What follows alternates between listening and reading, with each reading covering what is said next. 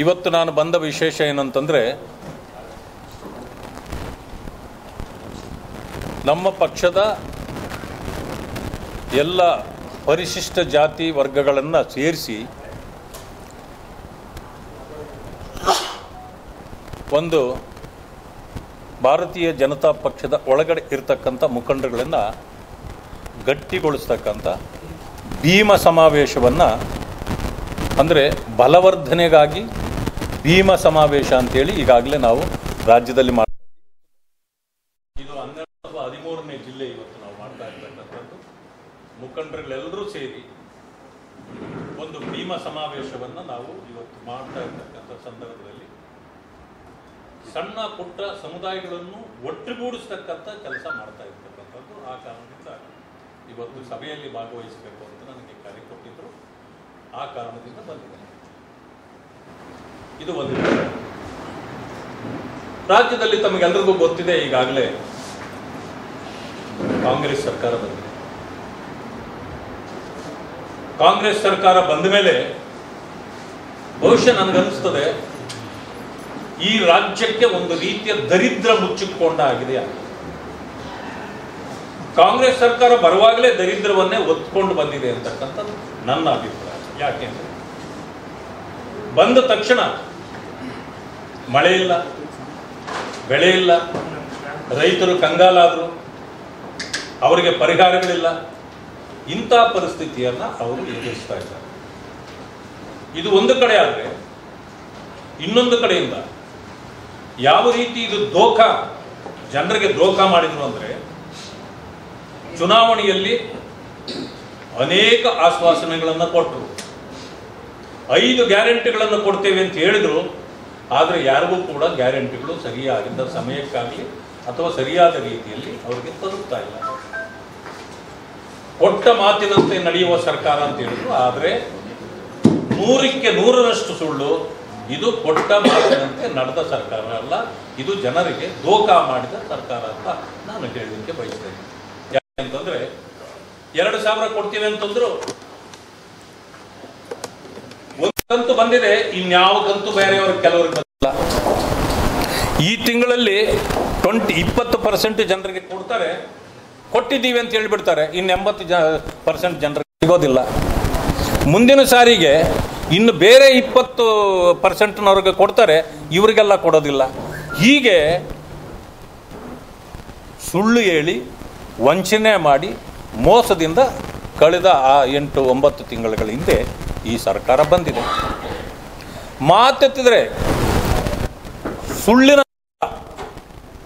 ಮಾನ್ಯ ಮುಖ್ಯಮಂತ್ರಿಗಳಾಗಿರ್ತಕ್ಕಂಥ ಸಿದ್ದರಾಮಯ್ಯನವರು ಸುಳ್ಳು ಹೇಳೋದ್ರಲ್ಲಿ ನಿಪುಣರು.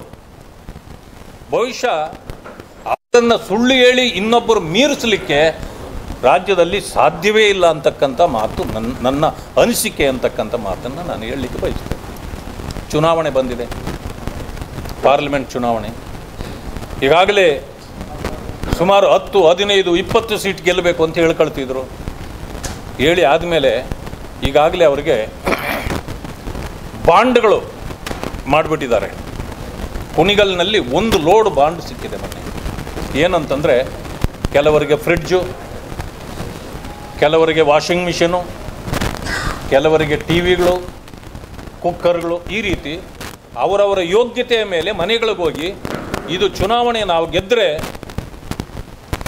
ಇದನ್ನು ನೀವು ತಗೊಂಡು ಯಾವುದೇ ಅಂಗಡಿಯಲ್ಲಿ ಹೋಗಿ ತೋರಿಸಿದ್ರೆ ನಿಮಗೆ ಫ್ರಿಡ್ಜ್ ಕೊಡ್ತಾರೆ, ನಿಮಗೆ ಟಿವಿ ಕೊಡ್ತಾರೆ ಅಂತಕ್ಕಂಥ ಬಾಂಡ್ಗಳನ್ನು ಇದು ಮಾಡ್ತಾರೆ.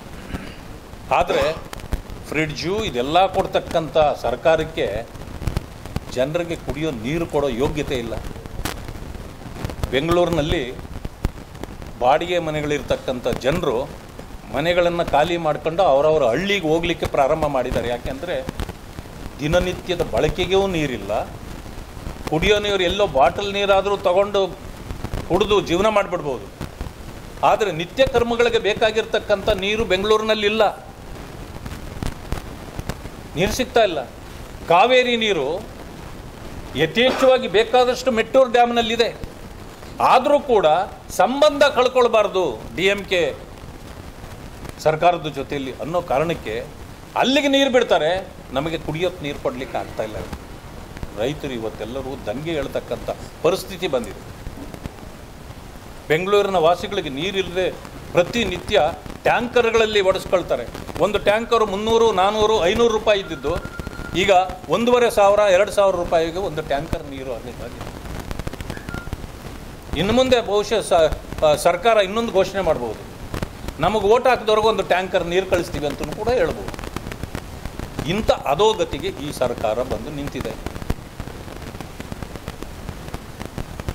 ನನಗೆ ಅನಿಸಿದ ಮೇಲೆ ಇವತ್ತೇನಾಗಿದೆ, ಈ ಚುನಾವಣೆ ನಾವು 25 ಸ್ಥಾನಗಳನ್ನು ಗೆದ್ದಿದ್ವಿ ಲಾಸ್ಟ್ ಟೈಮ್. ಒಂದು ಮಂಡ್ಯ ನಮ್ಮ ಸಪೋರ್ಟಿಂದ ಸುಮಲತಾ ಅವ್ರು ಗೆದ್ದಿದ್ರು, ಅಲ್ಲಿಗೆ 26 ಸೀಟ್ ಆಯಿತು. ಮಂಡ್ಯ ಬಿಟ್ಟರೆ ಇದು ಹಾಸನ ಜನತಾದಳ ಗೆದ್ದಿತ್ತು. ಕೇವಲ ಒಂದೇ ಒಂದು ಸ್ಥಾನವನ್ನು ಬೆಂಗಳೂರು ಗ್ರಾಮಾಂತರದಲ್ಲಿ DK ಶಿವಕುಮಾರ್ ಅವರ ಸಹೋದರ DK ಸುರೇಶ್ ಗೆದ್ದಿದ್ರು. ಜನತಾದಳ ಮತ್ತು ಕಾಂಗ್ರೆಸ್ ಎರಡು ಒಂದಾಗಿ ಚುನಾವಣೆಯನ್ನು ಎದುರಿಸಿದ್ರು. ಆವಾಗ 2 ಸೀಟ್ ಗೆದ್ದಿದ್ದಷ್ಟೇ ಅವರು. ನಾವು 26 ಸೀಟ್ ಗೆದ್ದಿದ್ವಿ. ಈ ಸಾರಿ ಜನತಾದಳ ನಮ್ಮ ಜೊತೆಯಲ್ಲಿ ಬಂದ್ಬಿಟ್ಟಿದೆ. ಅಲ್ಲಿಗೆ 26 + 1 27 ಸೀಟ್ ಆಯಿತು, ನಮ್ಮದಾಯಿತು. ಕಾಂಗ್ರೆಸ್ ಗೆದ್ದಿದ್ದು ಕೇವಲ 1. ಭವಿಷ್ಯ ಈಗ ಆ ಒಂದನ್ನು ಉಳಿಸ್ಕೊಳ್ಳೋಂಥ ಪರಿಸ್ಥಿತಿಯಲ್ಲಿ ಕಾಂಗ್ರೆಸ್ ಇಲ್ಲ. 28ಕ್ಕೆ 28. ಯಾಕಂತಂದರೆ ಭ್ರಷ್ಟಾಚಾರದ ಮತ್ತು ಹೃದಯಗಳನ್ನು ಜೋಡಿಸ್ತಕ್ಕಂಥವರ ಮಧ್ಯೆ ಇವತ್ತು ಪೈಪೋಟಿ ಬಿದ್ದಿದೆ. ಸುಮಾರು 1 ಕೋಟಿ ಎಷ್ಟು ಹೃದಯ ಕಾಯಿಲೆ ಇರತಕ್ಕಂಥವರನ್ನು ಅಟೆಂಡ್ ಮಾಡಿರ್ತಕ್ಕಂಥ CN ಮಂಜುನಾಥ್ರವರು ನಮ್ಮ ಕ್ಯಾಂಡಿಡೇಟ್ ಆಗಿದ್ದಾರೆ ನಮ್ಮ ಪಕ್ಷದಲ್ಲಿ. ಇಡೀ ರಾಜ್ಯ ಅಲ್ಲ, ರಾಷ್ಟ್ರ ಅಲ್ಲ, ಅಂತಾರಾಷ್ಟ್ರೀಯ ಮಟ್ಟದಲ್ಲಿ ಅವರ ಖ್ಯಾತಿ ಇದೆ, ಛಾತಿಯೂ ಇದೆ. ರಾಜಕೀಯವನ್ನು ಅಂಟಿಸ್ಕೊಂಡವರಲ್ಲ. ನಿನ್ನೆ ಹೇಳುವಾಗಲೂ ಕೂಡ ಹೇಳಿದ್ದಾರೆ ಅವರು, ನಾನು ಹೌದು ಚುನಾವಣೆಗೆ ನಿಂತಿದ್ದೇನೆ, ಆದರೆ ನಾನು ರಾಜಕೀಯ ಮಾಡಲಿಕ್ಕೆ ಅಲ್ಲ. ಆದರೆ ನಾನು ಯಾವ ರೀತಿ ಡಾಕ್ಟ್ರಾಗಿ ಹೃದಯಗಳನ್ನು ಜೋಡಿಸ್ತಾ ಇದ್ನೋ ಅದೇ ರೀತಿ ಹೃದಯಗಳನ್ನು ಜೋಡಿಸ್ತಕ್ಕಂಥ ಕೆಲಸವನ್ನು ನಾನು ರಾಜಕೀಯದಲ್ಲಿ ಇದ್ದುಕೊಂಡೇ ಮಾಡ್ತೇನೆ ಅಂತಕ್ಕಂಥ ಬಹಳ ದೊಡ್ಡ ಮಾತನ್ನು ಹೇಳಿದ್ದಾರೆ. ಅವರ ಬಗ್ಗೆ ಬಹಳಷ್ಟು ಜನರಿಗೆ ವಿಶ್ವಾಸ, ಪ್ರೀತಿ ಇದೆ. ಆದ್ದರಿಂದ ಇವತ್ತು ಮನೆಗಳನ್ನು, ಹೃದಯಗಳನ್ನು ಒಡೆಯತಕ್ಕಂಥವ್ರು ಒಂದು ಕಡೆ ಇದ್ದರೆ, ಮಂಜುನಾಥ್ ಅವರು ಹೃದಯಗಳನ್ನು ಜೋಡಿಸ್ತಕ್ಕಂಥ ವ್ಯಕ್ತಿ ಅಲ್ಲಿ ನಿಂತಿರೋದ್ರಿಂದ ಬಹುಶಃ ಆ ಕ್ಷೇತ್ರವನ್ನು ಉಳಿಸ್ಕೊಳ್ಳಲಿಕ್ಕೆ ಅವರಿಂದ ಆಗೋದಿಲ್ಲ. ಆ ಕಾರಣದಿಂದ ಭಾರತೀಯ ಜನತಾ 28ಕ್ಕೆ 28 ಸ್ಥಾನವನ್ನು ಗೆಲ್ತಕ್ಕಂಥ ಎಲ್ಲ ಸೂಚನೆಗಳಿದೆ ಅಂತಕ್ಕಂಥ ವಿಶ್ವಾಸವನ್ನು ನಾನು ವ್ಯಕ್ತಪಡಿಸ್ತೇನೆ. ದಲಿತರ ಬಗ್ಗೆ ಬಹಳ ಮಾತಾಡ್ತಾರೆ. ಅಂಬೇಡ್ಕರ್ ಅವರಿಗೆ ಯಾವ ರೀತಿ ತೊಂದರೆ ಕೊಟ್ಟರು ಅದು ಇವತ್ತು ಇಡೀ ಪ್ರಪಂಚಕ್ಕೆ ಗೊತ್ತಿರ್ತಕ್ಕಂಥ ವಿಷಯ. ಅದನ್ನು ನಾನು ಮತ್ತೆ ಮತ್ತೆ ಪ್ರಸ್ತಾಪ ಮಾಡಲಿಕ್ಕೆ ಹೋಗ್ತೇನೆ. ದಲಿತರನ್ನು ಮುಖ್ಯಮಂತ್ರಿ ಮಾಡ್ತೀವಿ ಅಂತ ಹೇಳಿ ಏನೇನು ಮಾಡಿದ್ರು ಕಾಂಗ್ರೆಸ್ ಎಲ್ಲ ಗೊತ್ತಿದೆ. ಆದರೆ ಇಷ್ಟೆಲ್ಲ ದಲಿತರ ಬಗ್ಗೆ ಭಾಷಣ ಮಾಡ್ತಕ್ಕಂಥ ನಮ್ಮ ಮುಖ್ಯಮಂತ್ರಿಗಳಾಗಿರ್ತಕ್ಕಂಥ ಸಿದ್ದರಾಮಯ್ಯ ಬೇರೆಯವರ ಮೇಲೆ ಅಪಾದನೆ ಮಾಡ್ತಾರೆ. ದಲಿತರಿಗೆ ಮೀಸಲಿಟ್ಟಿದ್ದ SC, SP, DSP ಹಣವನ್ನು 25,000 ಕೋಟಿ ರೂಪಾಯಿಗಳನ್ನು ಇವತ್ತು ಅವರಿಗೆ ವಂಚನೆ ಮಾಡಿ ಬೇರೆ ಬೇರೆ ಇದಕ್ಕೆ ಇವತ್ತು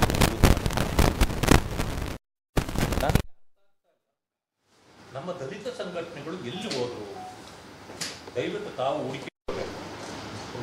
ಬಹಳ ಹೋರಾಟಗಾರರು ಅವರೆಲ್ಲ. ಆದರೆ ಅವರ ಪರಿಸ್ಥಿತಿ ಏನಾಗಿದೆಯೋ ನನಗೆ ಅರ್ಥ ಆಗ್ತಾ ಇಲ್ಲ. ಇಂಥ ಪರಿಸ್ಥಿತಿ ಬಂದರೂ ಕೂಡ ಯಾರು ಎಲ್ಲೋ ಒಬ್ಬರು ಇಬ್ಬರು ಮಾತಾಡಿದ್ದು ಬಿಟ್ಟರೆ ದಲಿತ ಸಂಘಟನೆಗಳು ಸಂಕಷ್ಟ ಬಂದಾಗ, ತೊಂದರೆ ಬಂದಾಗ, ತಮಗೆ ಅನ್ಯಾಯ ಆದಾಗ ಪ್ರತಿಭಟಿಸಬೇಕು. ಅದಕ್ಕೆ ಅಂಬೇಡ್ಕರ್ ಅವರು ಹೇಳ್ತಾರೆ, ಮೊದಲು ವಿದ್ಯಾವಂತರಾಗಬೇಕು, ವಿದ್ಯೆ ಬಂದರೆ ಬುದ್ಧಿವಂತರಾಗ್ತೀವಿ, ಆಗ ಸಂಘಟನೆತರಾಗಬೇಕು, ಸಂಘಟನೆ ಆದಾಗ ನಮಗೆ ಆಗ್ತಾ ಇರತಕ್ಕಂಥ ಅನ್ಯಾಯಗಳ ಬಗ್ಗೆ ನಮ್ಮ ಹೋರಾಟ ಮಾಡಬೇಕು. ಆದರೆ ಇವತ್ತು ಹೋರಾಟ ಮಾಡ್ತಿರ್ತಕ್ಕಂಥ ಮುಖಂಡರುಗಳು ಯಾಕೆ ಕಾಂಗ್ರೆಸ್ಸು ಅಧಿಕಾರಕ್ಕೆ ಬಂದ ಮೇಲೆ ಎಲ್ಲರ ಬಾಯಿ ಮುಚ್ಚೋಗಿದೆ, ಅದಕ್ಕೆ ಅವರೇ ಉತ್ತರ ಕೊಡಬೇಕು. ಇಂಥ ಪರಿಸ್ಥಿತಿ ಒಂದು ಸಮಯ BJP 25,000 ಕೋಟಿ ದಲಿತರಿಗೆ ಮೀಸಲಿಟ್ಟ ಹಣವನ್ನು ಈ ರೀತಿ ಬೇರೆ ಬೇರೆ ಇದಕ್ಕೆ ಇದು ಅದನ್ನ ಬಳಕೆ ಮಾಡಿದೆ ಅಂತಂದಿದ್ದರೆ ಯಾವ ಮಟ್ಟಕ್ಕೆ ಕಾಂಗ್ರೆಸ್ ವಿರೋಧ ಮಾಡ್ತಿತ್ತು, ವಿರೋಧ ಪಕ್ಷಗಳು ವಿರೋಧಗಳು ಮಾಡ್ತಿದ್ರು, ದಲಿತ ಸಂಘಟನೆಗಳ ವಿರೋಧ ಮಾಡ್ತಿದ್ರು। और नए न्यूज़ों के लिए देखते रहिए अपना चैनल TV22 न्यूज़। लाइक करें, शेयर करें, सब्सक्राइब करें और बेल आइकन बटन दबाना ना भूलें।